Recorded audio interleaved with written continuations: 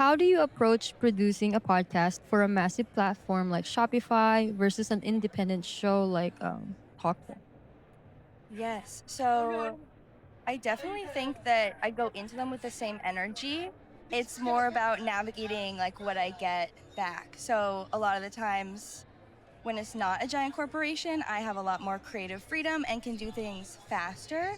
So at a larger company where there's more stakeholders, there's just like other things going on and the podcast isn't their priority. I have to learn how I can work my goals and strategies for the podcast into their priorities, which is almost as hard as making a good podcast because you then have to show the value of every episode, every decision, all the way up to the top. And so I joke that like I got a business degree just by working at for Shopify for a short amount of time, where it feels like a short amount of time.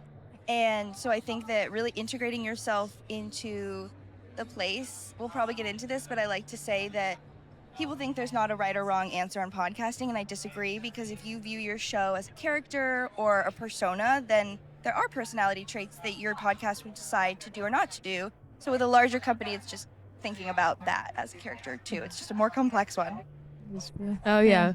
I have to think about that sometimes when we're doing our podcast. We have a segment on hot topics just to kind of like get the energy up. Yeah.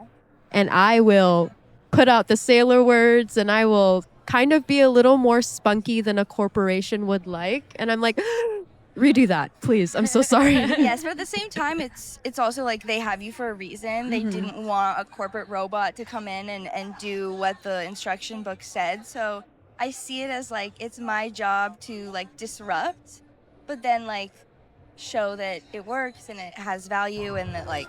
Oh my gosh, do you have a videographer here? Oh my god.